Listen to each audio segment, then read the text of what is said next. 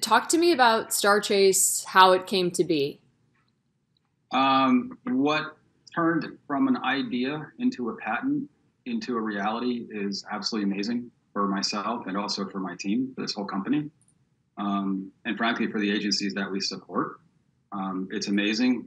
There really wasn't anything out there before StarChase. Every other alternative out there changes the vehicle's dynamics.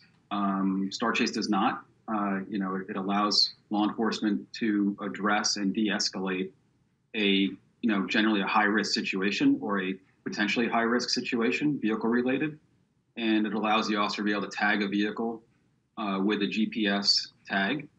And once that vehicle is tagged, they're able to back off and remove, the adrenaline, de-escalate the situation, or again, hopefully just, not have any kind of escalation at all and be able to better control an interdiction safely without the traditional tragedies that come with these high-speed pursuits. When we look at technology and how it can be adapted or used to solve a problem, that's really what you guys have done here. Can you talk to me about that and kind of the risk factor that this removes from those situations? Yeah, I mean, as you've researched, the problem is loss of life, and it happens every single day across this country multiple times, depending on what statistics you're looking at. It's either 400 people a year or 5,000, depending on what numbers you're looking at and who's reporting them. So it is a very widespread tragedy, and historically, it's just continued to, law enforcement is out there to arrest criminals. Unfortunately, the byproduct sometimes is loss of life, injury, property damage. The technology again alleviates a lot of that risk and carnage by de-escalating the whole situation completely. It really kind of rewrites the script, if you will, of a relatively predictable script to a script that actually is. I'm sorry, let me restate that. Yeah, yeah, go ahead. Actually rewrites the script to a relatively unpredictable script to a relatively predictable one, because it gives law enforcement time, which is always something they need and want. It gives them additional time to manage these situations. It may take a longer period of time to arrest the suspect, but it's going to be without the carnage and the injuries, and again, like the loss of life and just everything that we unfortunately see on TV. What people are familiar with the challenges and the risks associated with a high speed chase of any kind anywhere. What challenges do you guys face with implementing the technology? Have there been changes over the years? Because you've been around for a while, Yeah, in response to how it's being used on a regular basis. yeah, we're proud. We have agencies across 32 states in the country. We have agencies globally as well, in Europe and some agencies up in Canada, and some other international locations. It hasn't been so much challenges as it is just the adoption rate. I think is on track. I think that policies also are changing over time where they're getting much more strict. And this kind of leaves, law enforcement balancing how they're going to address a high risk vehicle situation against policy. And oftentimes in a lot of municipalities, the policy is very tight, to the point where law enforcement can't even address a stolen vehicle that doesn't want to yield or pull over. This technology does afford them that ability to be able to tag that vehicle, and be able to make a safe stop on that vehicle at their discretion when they want to do it and in the way that they want to do it without the need for the pursuit. I think the data over the years has been obviously with StarChase has been building and building, and we have over 10,000 tags under our belt, or I should say our agencies have over 10,000 tags under their belt, and that's an amazing data point from when we first started this mission. We know that we've saved thousands and thousands of lives as a result of that. Um, you know, Simply put, every tag that finds its mark, in my opinion, saves a life because it avoids the typical tragic outcomes of these pursuits. You can't predict what is going to turn into a pursuit every single time, but if you're able to address the whole situation in a totally different manner in a much more direct and controlled manner, which is what law enforcement is really good at. They're great at perimeters. They're great at, getting the suspect when they have the tools to do that without the risk and the adrenaline. When you talk about 10,000 tags, that's 10,000 times this has been used successfully. Yeah, that's pretty accurate. Yeah, and there's quite a few agencies out there that are using it. The nice thing about the amount of tags, it's afforded us data to be able to look at that data. And after a suspect vehicle is tagged, and when the agency is using it as per their training, the suspect vehicle slows to within 10 miles an hour of the posted speed limit within 2 minutes. And that's awesome. If you can again, it slows things down. It allows the behavioral, human behavior to kick in. If you're not being chased, you're not going to run. When a car is tagged, can they tell?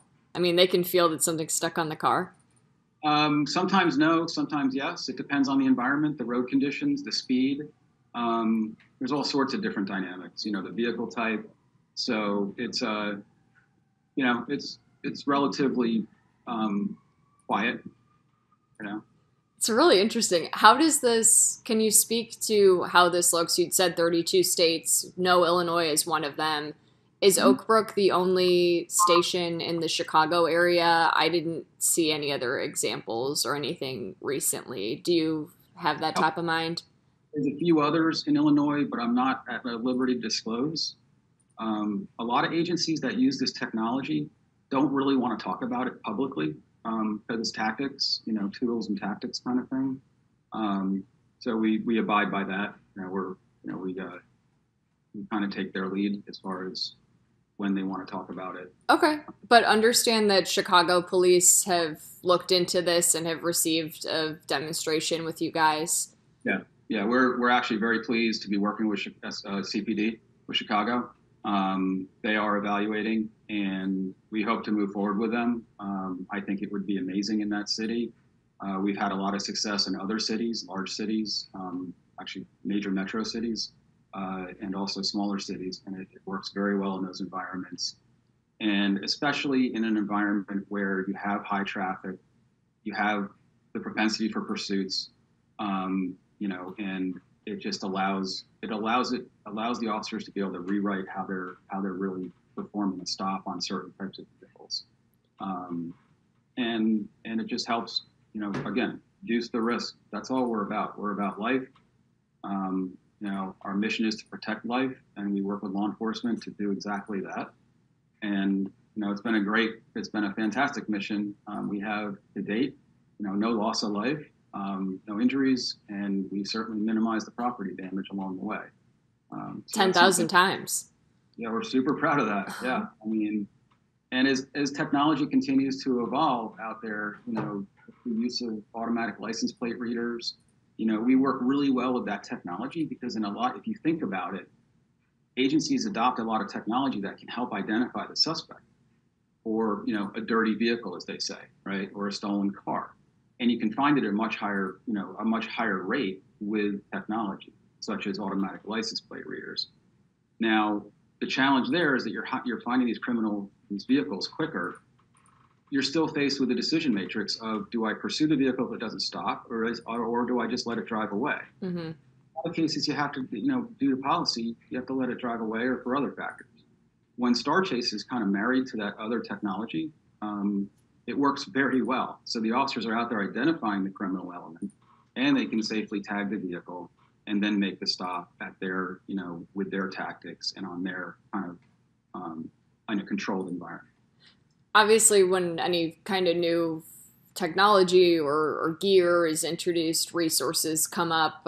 I know in the past we'd talked to departments that have paid for this via grants. We'll talk to Oak Brook. Obviously, I haven't learned that quite yet, but is that something that you guys see typically? Yeah, so a lot of agencies will use their budgeted funds, which we're happy to see that. That's that's a great positive sign in the industry and for this company. Technology is proving itself, so they're using budgeted funds. They also use seizure money, so seizure funds are being utilized, and then also grant dollars, as you mentioned, is a percentage of the agency purchases. Is there, and I obviously this changes by department and who's using what, but can you give us an idea of what this costs? Anywhere from $5,000 to $7,000, depending on how it's outfitted. And then there is an annual component, and that keeps the agency supplied with the GPS tags. And then also they have full access to our CoreView mapping platform and all the other products that live on that CoreView map. Interesting, and that's like something that's paid like quarterly or monthly or. Some agencies do it annually, some do it every 3 years, 5 years. It just depends on how they want to budget for the technology. But for $5,000 to be able to outfit yourself with this, I mean, that's fascinating to me. Yeah, it's especially when you do the dollars against, just lawsuit payouts alone, whether they go to court or they're just out of court settlements, it's in the billions. I mean, literally, it's in the billions of dollars and just continues to go up. And then again, the loss of life, and it's just when you're doing the calculation, there is no easy way just to do a math calculation because we're talking about human lives. And again, I won't get into the cities, but just over the last couple of days, there's been more fatalities, innocent victims that have been just their lives have been ended, and these people are just headed home from work, like you and I, or anybody watching this, and they're just going about their day.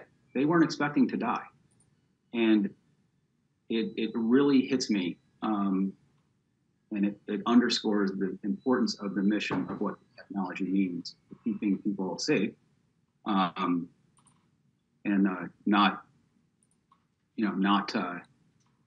not injured or people going to funerals.